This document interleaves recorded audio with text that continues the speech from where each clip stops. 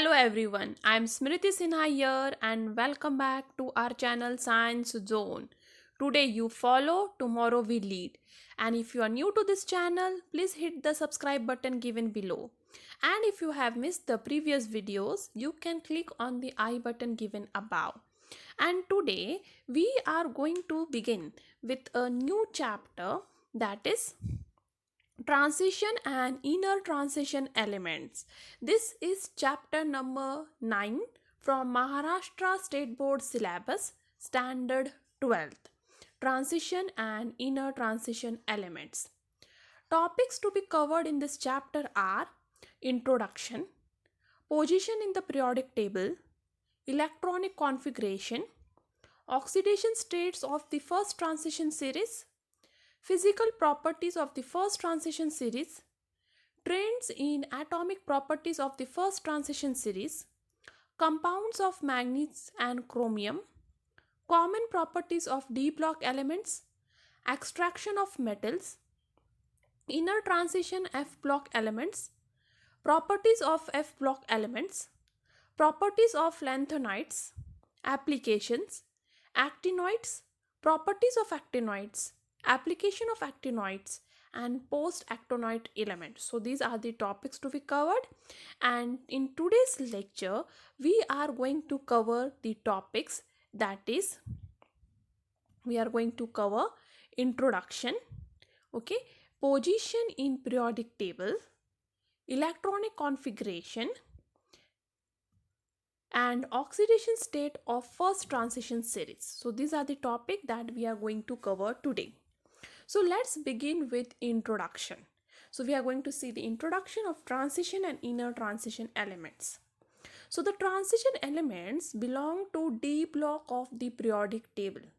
So as you must be knowing that periodic table is divided into 4 blocks: S, P, D and F. And transition elements belong to D block. Okay, so D block elements are called as transition elements. So transition elements has an incomplete D subshell. जो भी transition element होते हैं उनमें जो भी D subshell होता है वो इनकम्प्लीटली फिल्ड होता है. तो डी सबशेल का मैक्सिमम कैपेसिटी होता है 10 इलेक्ट्रॉन्स का, बट जो ट्रांजिशन मेटल एलिमेंट है उनमें होते हैं 10 से कम इलेक्ट्रॉन्स. ठीक है, और इसलिए उनके कैटायंस भी क्या होते हैं, with incomplete D sub shell. So transition element किसे कहोगे, जो एटम में इनकम्प्लीट डी सब शेल है या फिर उनके कैटायन में इनकम्प्लीट डी सब शेल है, तो वो हुआ ट्रांजिशन मेटल एटम. ठीक है, तो कोई भी ट्रांजिशन मेटल एटम के लिए इंपॉर्टेंट कंडीशन क्या है, इनकम्प्लीट डी सबशेल या फिर उसके कैटायन में इनकम्प्लीट डी सबशेल. ठीक है, they exhibit properties between S and P block elements. उनकी जो भी प्रॉपर्टीज होते हैं वो एस और पी ब्लॉक एलिमेंट्स के बीच के प्रॉपर्टीज होते हैं. ठीक है, वो ना एस होता है कम्प्लीटली ना पी होता है completely. Transition elements of modern periodic table are appearing in group 3 to 12 और as long periods. तो जो ट्रांजिशन एलिमेंट्स हैं आप उन्हें पीरियोडिक टेबल में कहाँ पे पाओगे, ग्रुप 3 टू ग्रुप 12 में. ठीक है, तो पीरियोडिक टेबल का ग्रुप 3 टू ग्रुप 12 को आप डी ब्लॉक एलिमेंट कहोगे या फिर ट्रांजिशन एलिमेंट्स.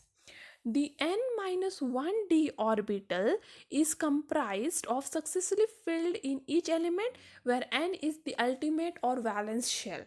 ठीक है, तो ये ट्रांजिशन एलिमेंट्स हैं उनमें n जो होता है वो वैलेंस शेल होता है, और ये n-1d ऑर्बिटल जो उसमें जो n सब शेल है उसका n-1d ऑर्बिटल जो भी होगा वो धीरे धीरे हर एक एलिमेंट में नीचे जाते हुए फिल होते जाएगा.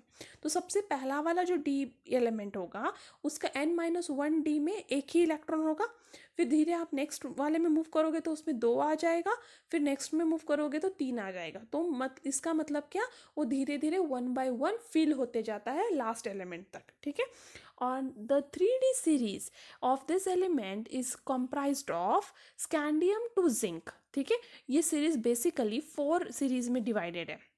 जो डी ब्लॉक एलिमेंट्स होते हैं वो 4 सीरीज में डिवाइडेड होते हैं. 3D सीरीज, ओके, सो जो भी आप डी ब्लॉक एलिमेंट पढ़ोगे आप उसको 4 सीरीज में स्टडी करोगे. 3D series, 4D series, 5D series and finally the 6D series. ठीक है, 3D, 4D, 5D and 6D. 3D series शुरू होता है स्कैंडियम से, that is Z, that is atomic number 21 to zinc 30. 4D series शुरू होता है यर्टियम से, उसका होता है Z39 टू कैडमियम Z48. ठीक है, 5D सीरीज शुरू होता है लैंथेनम से, that is Z57 to mercury 80. And the final 6D series is actinium to सेरिनियम. अभी ये आपको याद रखना जरूरी है कि एग्जाम में MCQs में बहुत बार कॉम्पिटिटिव एग्जाम्स का पूछा जाता है 3D series comprise of what. So it is scandium to zinc, 4D is of yttrium to cadmium, okay, 5D lanthanum to mercury, 6D actinium to cerium. Now one more important thing here is कि 5D series में जो cerium to ल्यूथीनियम है वो आपको count नहीं करना है, क्योंकि cerium to lutetium actually F block में चला जाता है. ठीक है, तो भले ही आपके 5D सीरीज में ही आता है सीरियम टू ल्यूथीनियम, पर उतना जो है उसे काउंट नहीं करना है. मैं जब भी पीरियोडिक टेबल का डायग्राम दिखाऊंगी तब एक्सप्लेन कर दूंगी कहाँ से कहाँ तक काउंट नहीं करना है.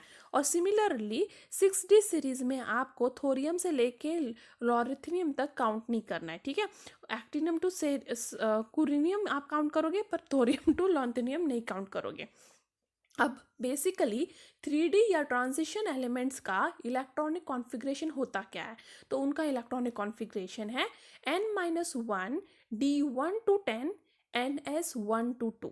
तो ये इसका basic electronic configuration of D block element. So D block या ट्रांजिशन एलिमेंट का इलेक्ट्रॉनिक कॉन्फ़िगरेशन क्या है, n-1 d1 to 10 ns1 to 2. Now position in the periodic table. तो ये डी ब्लॉक एलिमेंट्स का पोजीशन क्या है पीरियोडिक टेबल में. So the transition elements are placed in the periodic table for periods 4 to 7 and group 3 to 12. तो हमने बात कर लिया है कि पीरियोडिक टेबल में ट्रांजिशन एलिमेंट्स या डी ब्लॉक एलिमेंट्स, तो सारे डी ब्लॉक एलिमेंट्स को ही ट्रांजिशन एलिमेंट्स कहते हैं. ठीक है, तो डी ब्लॉक एलिमेंट्स या ट्रांजिशन एलिमेंट्स कहाँ पे प्रेजेंट होते हैं, ग्रुप 3 to 12 और पीरियड्स 4 to 7. तो आपको ये दोनों याद रखना है. पीरियड्स का बात करोगे तो होगा 4 to 7 और ग्रुप्स का बात करोगे तो होगा ग्रुप्स 3 to 12. ठीक है, अब इनको सीरीज का नाम क्या है, 3D series, 4D series, 5D series है, 6D सीरीज. तो 4 सीरीज है, 3D, 4D, 5D and 6D, which will be present in 4th period, 5th period, 6th period and 7th period, और ग्रुप्स 3 to 12. ठीक है, और वो प्लेस होते हैं between S block on one side and P block on other. तो actually D block elements S और P के बीच में प्रेजेंट होते हैं. उनकी जो इलेक्ट्रोपॉजिटिविटी है, उनकी जो रिएक्टिविटी है और जो भी अदर प्रॉपर्टीज़ है वो एक्चुअली बिटवीन एस और पी ब्लॉक का है. तो वो एक्चुअली प्रॉपर्टीज़ किसके बीच का दिखाते हैं, एस और पी ब्लॉक का. तो आप एस ब्लॉक से पी ब्लॉक जब मूव करोगे तब electronegativity, electropositivity, electronegativity, reactivity, ionization potential, ये सारे के सारे प्रॉपर्टीज़ चेंज होंगे जब भी आप एस से पी ब्लॉक की तरफ मूव करोगे. और वो चेंज किसके थ्रू होंगे, डी ब्लॉक एलिमेंट्स थ्रू. तो डी ब्लॉक एलिमेंट्स की प्रॉपर्टीज भी और उनका पोजीशन भी is between S and P block elements. तो ये है आपके डी ब्लॉक के 4 series, 3D series, 4D series, 5D series and 6D series. So 3D series start from scandium ends to zinc, scandium 21 and zinc 30. 4D series starts from yttrium and end to cadmium, that is 39 to 48. 5D series start with lanthanum and to mercury, that is 57 to 80. And 6D series starts with actinium and ends with Cn, that is 89 to 112. Okay, now this is the basical structure of your periodic table. तो ये periodic table में आप देख सकते हो, S block is on one side and P block is on other side, and in between S and P block is the D block element, and this D block element is called as transition metals. Okay, so D block elements को आप कहोगे transition metals. तो आप देख सकते हो group 3 to 12 हुआ आपका transition metal, that is D block element, इसे आप ट्रांजिशन मेटल भी कहने वाले हो. तो हुआ ग्रुप 3 to 12, और पीरियड की बात करें तो हुआ पीरियड 4 to 7. ठीक है, तो फर्स्ट वाले को क्या कहोगे आप, फोर्थ वाले पीरियड को 3D सीरीज, तो है स्कैंडियम टू जिंक. फिर है 4D सीरीज, करेक्ट. तो 5th पीरियड वाले को हुआ 4D सीरीज. 6th पीरियड वाले को आप बोलोगे 5D सीरीज, और 7th पीरियड वाले को कहोगे आप 6D सीरीज. ठीक है, अब ये सीरीज में तो ठीक है, पर 5D और 6D सीरीज में लैंथिनम से भी सिमिलर प्रॉपर्टी ये वाले एलिमेंट्स दिखाते हैं, दैट इज लैंथेनम तो लुथेनियम। अब इन्हें क्या किया गया है, उन्हें पीरियोडिक टेबल से बाहर लिखा गया है क्योंकि इनके property similar to somewhat lanthanum है, बट वो डी ब्लॉक को नहीं बिलोंग करते हैं, वो बिलोंग करते हैं एफ ब्लॉक को। तो उनका नंबर आप देख सकते हैं कंटिन्यूटी में है 57 to 71 और फिर होता है 72। But lanthanum is D block, तो लैंथेनम से ऑफ्मियम ये सब आप डी ब्लॉक में काउंट करोगे, पर जो ये बिटवीन वाले एलिमेंट्स हैं जो 58 to 71 है, आप उसे एफ ब्लॉक में काउंट करोगे। तो आपको सीरियम टू लुथेनियम क्या करना है, इग्नोर करना है। वही कहा था मैंने पिछले वाले स्लाइड में कि आपको क्या करना है, सीरियम टू लुथेनियम इग्नोर करना है, भले ही उनका नंबर इनके बीच में आता है। सिमिलरली आपको नीचे वाले एक्टिनम वाले सीरीज में भी देखना है कि वहाँ पे भी आपको थोरियम टू लॉरियम आपको इग्नोर करना है, ठीक है। तो थोरियम टू लॉरियम आप इग्नोर करोगे, मतलब TH टू LR आप इग्नोर करोगे, और उसके बाद जो AC RF DB ये सब लिख दोगे, ठीक है। तो ये 5D और 6D में थोड़ा चेंजेस है कि बीच के थोड़े से एलिमेंट्स इग्नोर करना है क्योंकि वो हो जाते हैं F ब्लॉक में, और D ब्लॉक में सिर्फ है लैंथेनम से लेके ऑफ्मियम और वो कंटिन्यू मर्क्यूरी तक। तो ये हो गया आपके D ब्लॉक एलिमेंट्स और ट्रांजिशन मेटल्स। अब हम बात करते हैं उनकी इलेक्ट्रॉनिक कॉन्फ़िगरेशन की।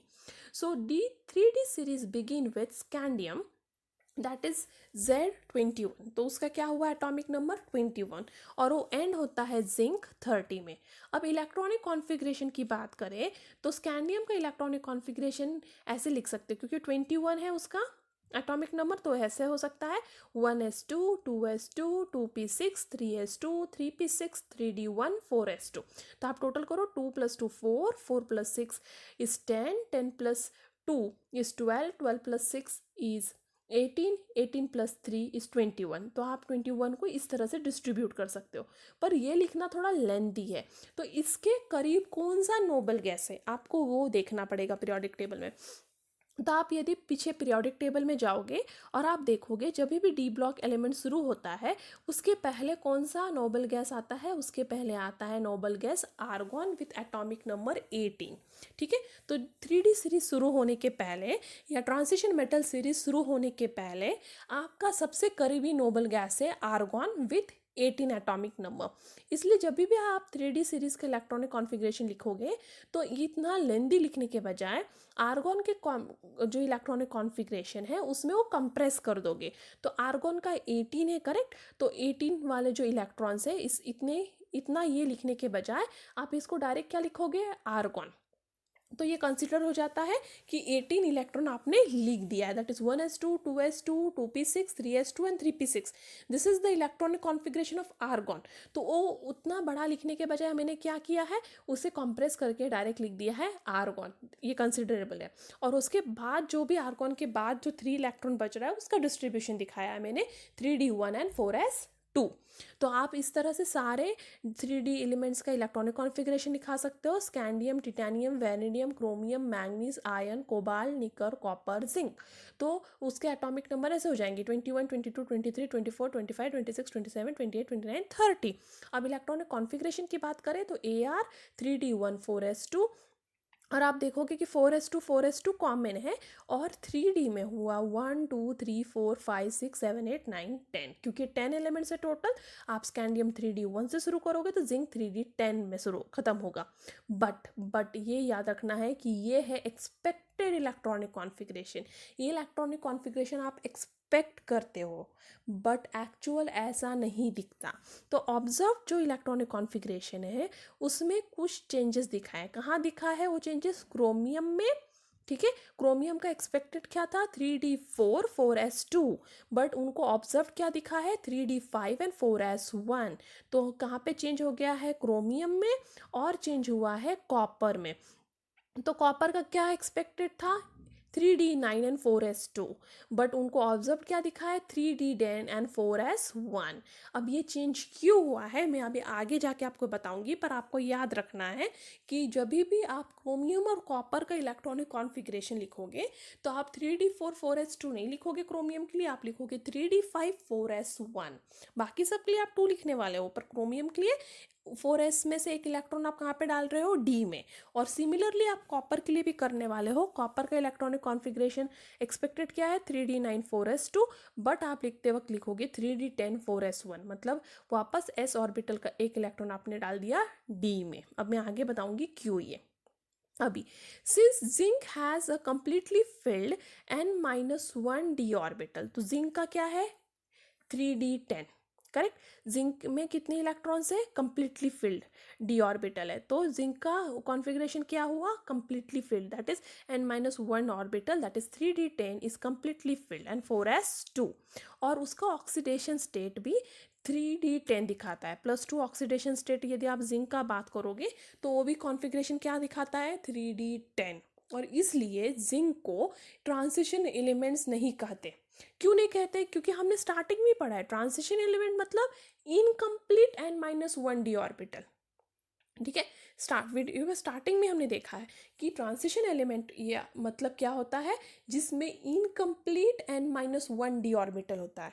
बट जिंक में और उसके कैटायन में, दैट इज +2 ऑक्सीडेशन स्टेट वाले कैटायन में completely filled n-1 d orbital है, ठीक है। जिंक में भी और उसके +2 वाले कैटायन में भी completely filled n-1 d orbital है। इसका मतलब वो ट्रांजिशन एलिमेंट नहीं हुआ। बट आप कैडमियम मर्क्यूरी की बात करो, कैडमियम और मर्क्यूरी में भी सेम थिंग हो रहा है। तो 4d और 5d सीरीज में आते हैं कैडमियम और मर्क्यूरी एंड में, और उनमें भी यही होता है। उनके n-1 d ऑर्बिटल में जो है वो कम्प्लीटली फिल्ड है और उसका +2 वाला कैटायन भी कम्प्लीटली फिल्ड है। इसलिए कैडमियम और मर्क्यूरी को भी ट्रांजिशन एलिमेंट नहीं कहते हैं, ठीक है। तो ये क्वेश्चन एग्जाम में आता है, जिंक, कैडमियम, मर्क्यूरी को ट्रांजिशन मेटल क्यों नहीं कंसिडर किया जाता है, क्योंकि उनमें जो n-1 d ऑर्बिटल है और उनके +2 वाले कैटायन में भी n-1 d ऑर्बिटल है, वो कम्प्लीटली फिल्ड है विथ 10 इलेक्ट्रॉन्स। और ट्रांजिशन मेटल मतलब ही होता है incomplete n-1 d orbital, and therefore zinc, cadmium और mercury are not considered as transition metal. But now if you talk about copper, तो अब कॉपर में क्या है, तो copper is having 3d10 4s1। तो आप कहोगे कॉपर में भी तो फील्ड है ऑर्बिटल, वो भी तो, उसका भी n-1 d ऑर्बिटल में 10 इलेक्ट्रॉन होना चाहिए, वो 10 पूरा है, वो कम्प्लीटली फील्ड है। तो वो ट्रांजिशन मेटल है कि नहीं, वो है। क्यों, क्योंकि उसके +2 वाले कैटायन में d ऑर्बिटल फील्ड नहीं है। तो हमने पढ़ा था इनकम्प्लीट n-1 d ऑर्बिटल इन दी मेटल और इट्स कैटायन, ये वर्ड हमने यूज़ किया था, और इट्स कैटायन। तो कॉपर में तो n-1 d orbital completely filled है, करेक्ट। कॉपर में n-1 d orbital completely filled है, बट उसके कैटायन जो +2 ऑक्सीडेशन स्टेट में है उसमें कंप्लीटली फिल्ड नहीं है, क्योंकि +2 ऑक्सीडेशन स्टेट के लिए आपको एक इलेक्ट्रॉन निकालना पड़ेगा s में से और एक इलेक्ट्रॉन निकालना पड़ेगा d में से। +2 ऑक्सीडेशन स्टेट आपको किधर से भी बनाना है कोई एलिमेंट का, तो आपको 2 इलेक्ट्रॉन उसमें से निकालना है। तो इसमें आउटर ऑर्बिटल कौन है, 4s, तो उसमें से एक इलेक्ट्रॉन निकालोगे और सेकेंड इलेक्ट्रॉन निकालोगे d से। तो दोनों इलेक्ट्रॉन निकालने के बाद आपको कॉन्फ़िगरेशन मिल जाएगा 3d9। अब मुझे बताओ ये कम्प्लीटली फिल्ड है, नहीं, और ये कम्प्लीटली फिल्ड नहीं है, इसलिए अब कॉपर हुआ ट्रांजिशन एलिमेंट। तो कॉपर ट्रांजिशन एलिमेंट क्यों है, जबकि उसका d ऑर्बिटल कंप्लीटली फिल्ड है, क्योंकि उसके +2 कैटायन का n-1 d orbital completely filled नहीं है। तो ये क्वेश्चन आ सकता है कि copper even though it's n-1 d orbital is completely filled, it is transition element, but zinc, cadmium और मर्क्यूरी आर नॉट, क्योंकि उनमें कैटायन में भी कंप्लीटली फिल्ड होता है, पर कॉपर में कैटायन में कंप्लीटली फिल्ड नहीं होता, इसलिए कॉपर ट्रांजिशन एलिमेंट है, बट जिंक, कैडमियम, मर्क्यूरी नहीं। अब बात करें जनरल इलेक्ट्रॉनिक कॉन्फ़िगरेशन की, तो ये वाला सीरीज़ याद रखना बहुत बहुत इंपॉर्टेंट है, क्योंकि इसी से आप सारों का इलेक्ट्रॉनिक कॉन्फ़िगरेशन लिख सकते हो। तो ये सीरीज़ आप जल्दी से याद कर लीजिएगा, ठीक है। तो इसका 3D सीरीज़ के लिए है electronic configuration argon 3d1 to 10 4s2, ठीक है। देखो 3d1 to 10 4s2, तो जब आप 3D सीरीज़ की बात करोगे तो उसको लिखोगे 3d, ठीक है, और 4s, ठीक है। तो ये होता है n-1 और ये होता है n, इसलिए n-1 क्या हो गया 3, और n हो गया 4, तो ये हुआ 3D 1 to 10 4s2। 4D series की बात करोगे तो हो जाएगा क्रिप्टॉन। यहाँ पे तो आर्गॉन था, 4D सीरीज के करीब कौन सा है, ये नोबल गैस है, आप देखोगे तो क्रिप्टॉन है। ठीक है, तो हो जाएगा krypton 4D 1 to 10 and 5s 0 to 2।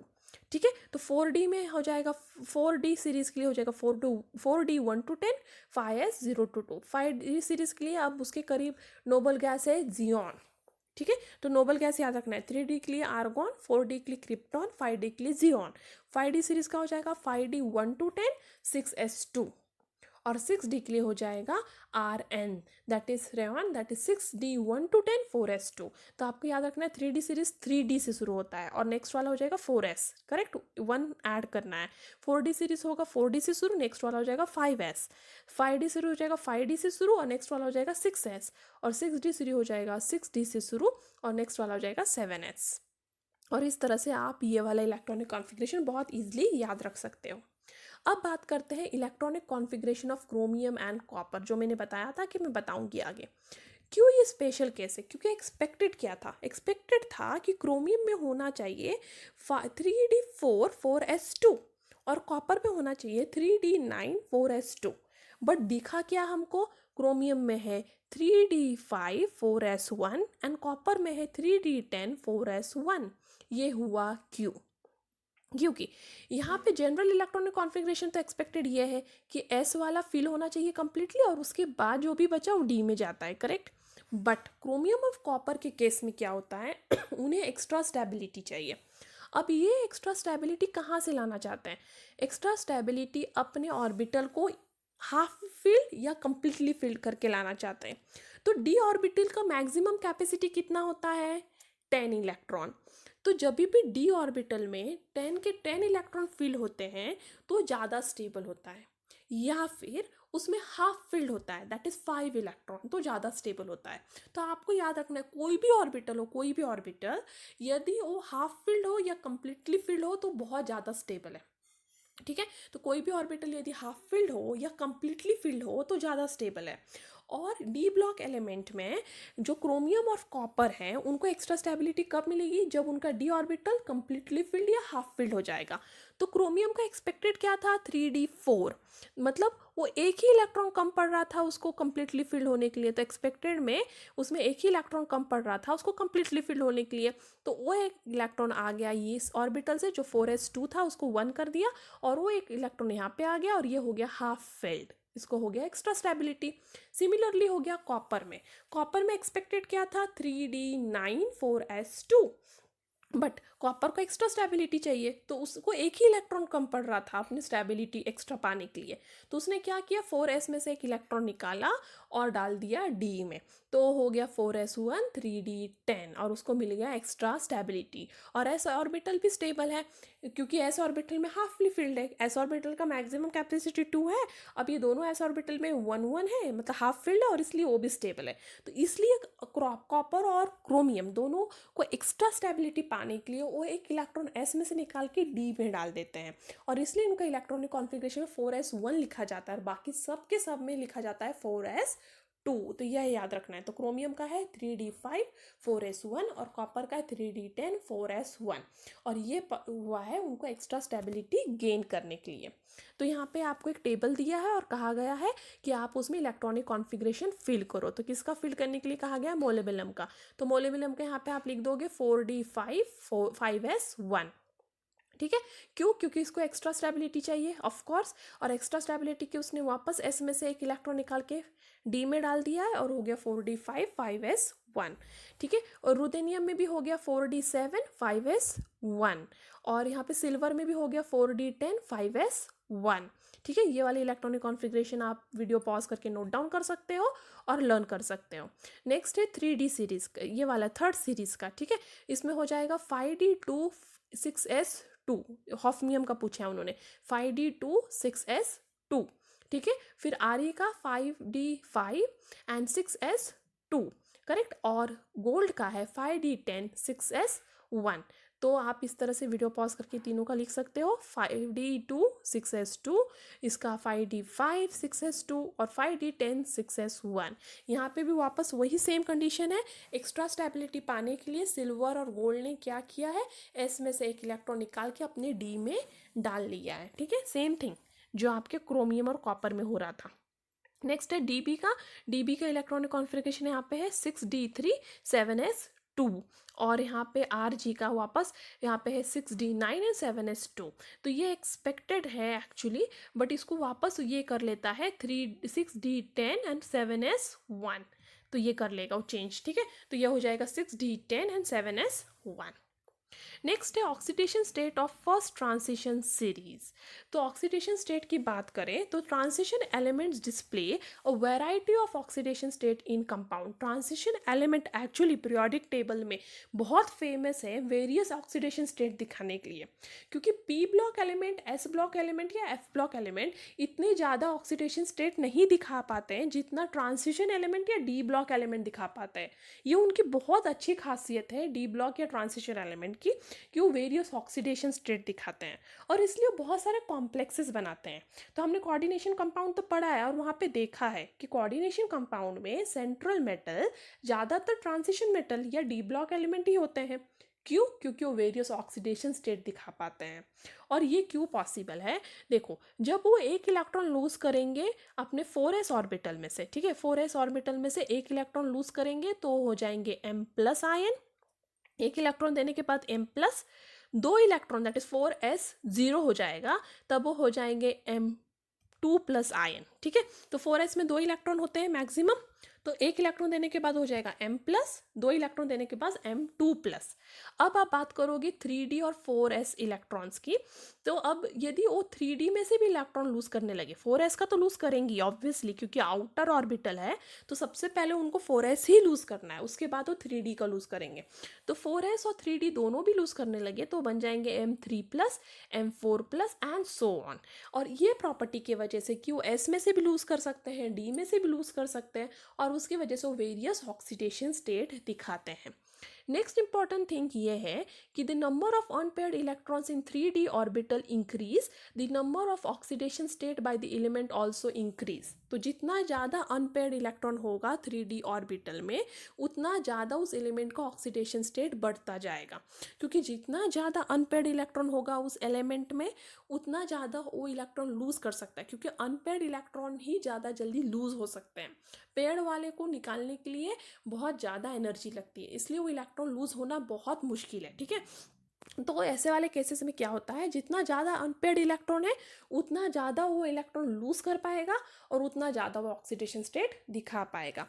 और इसलिए अभी आप देखो स्कैंडियम में सिर्फ एक ही अनपेयर्ड इलेक्ट्रॉन है, 3D1, तो एक ही अनपेयर्ड इलेक्ट्रॉन है और इसलिए सिर्फ वो दो ही ऑक्सीडेशन स्टेट दिखा पाता है। ठीक है, तो स्कैंडियम में एक अनपेयर्ड इलेक्ट्रॉन है इसलिए सिर्फ दो ऑक्सीडेशन स्टेट दिखा पा रहा है। बट मैग्नीज में जो Mn है उसमें 5 अनपेयर्ड इलेक्ट्रॉन है और इसलिए वो 6 डिफरेंट ऑक्सीडेशन स्टेट दिखा पा रहा है।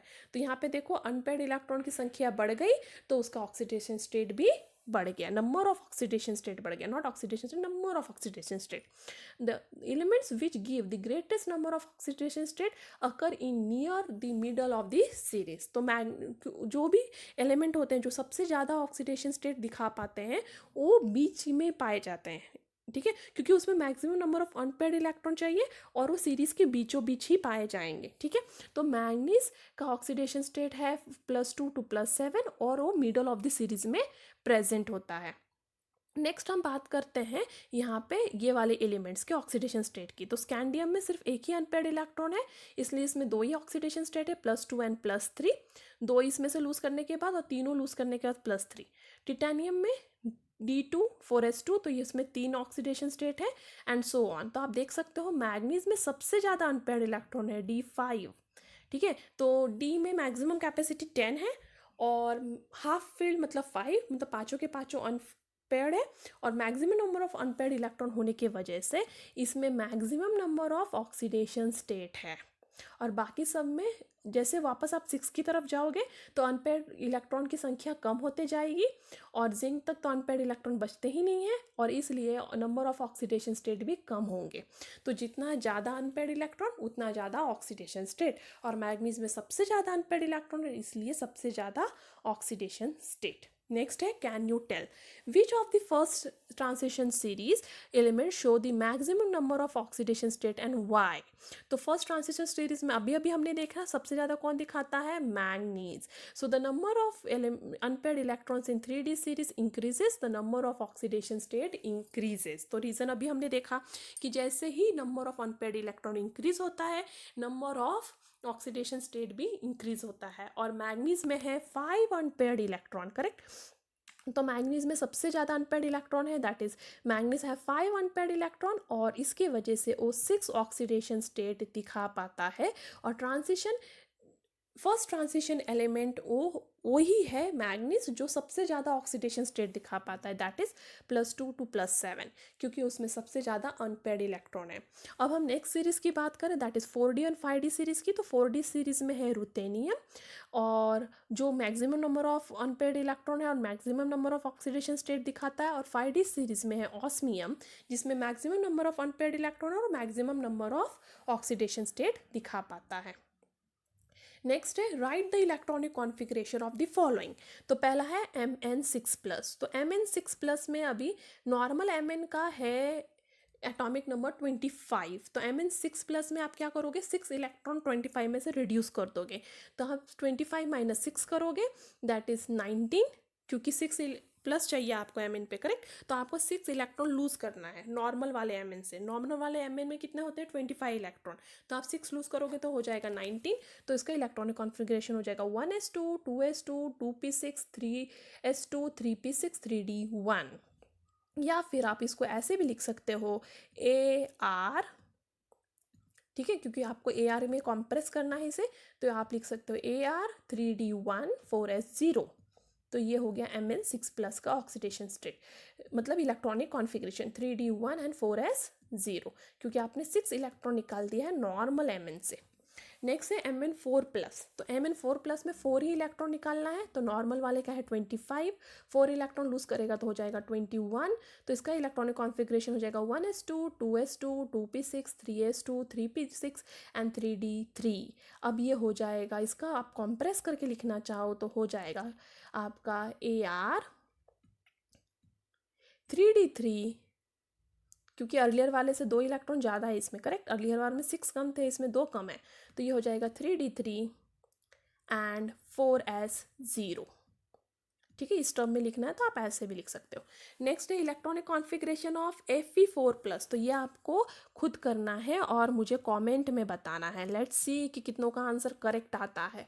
और नेक्स्ट है कोबाल्ट 5+। तो कोबाल्ट 5+ का नॉर्मल इलेक्ट्रॉनिक कॉन्फ़िगरेशन है 3d7 एंड 4s0। 5+ मतलब 5 इलेक्ट्रॉन निकालना है, तो ऑब्वियसली फर्स्ट आप निकालोगे 4s से। तो कभी भी इलेक्ट्रॉन निकालते वक्त सबसे पहला इलेक्ट्रॉन आपको लूज करना है 4s से, करेक्ट। तो 4s से निकालो और नेक्स्ट 3 इलेक्ट्रॉन निकाल दो 3d से, तो हो जाएगा 3d4 एंड 4s0। तो कोबाल्ट 5+ का हो गया AR 3d4 एंड 4s0। और नेक्स्ट Ni2+ भी आपका होमवर्क है जो आप करोगे और कमेंट में मुझे बताओगे। तो आपको मैंने दोनों मेथड दिखाया है इलेक्ट्रॉनिक कॉन्फ़िगरेशन निकालने का इनका। आप ये नॉर्मल मेथड यूज़ कर सकते हो जिसमें आप डायरेक्ट इलेक्ट्रॉन डिस्ट्रीब्यूट करो और फिर कॉम्प्रेस कर दो, या फिर आप ये वाला इलेक्ट्रॉनिक कॉन्फ़िगरेशन याद रख सकते हो जो इनिशियली हमने वीडियो में देखा है। और उसमें से सिर्फ जो अब बोला गया 5+ तो 5 इलेक्ट्रॉन माइनस कर दो, जब बोला गया 4+ तो 4 इलेक्ट्रॉन माइनस कर दो एंड सो ऑन। तो आप कोई भी दोनों में से कोई भी मेथड यूज़ करो, आपको हमेशा करेक्ट आंसर ही मिलेगा और उस आंसर को हमेशा AR के टर्म में ही रिप्रेजेंट करना, ठीक है। And that's all for today. Thank you. If you have any doubt, any comment, any suggestion, you are free to do that on askyourdoubts04@gmail.com. And if you have liked my video, give me a thumbs up, share this video to more and more of your friends. And before departing, success seems to be connected with action. Successful people keep moving. They make mistakes, but they don't quit. And you have to also not quit. Keep studying and good luck. Stay tuned.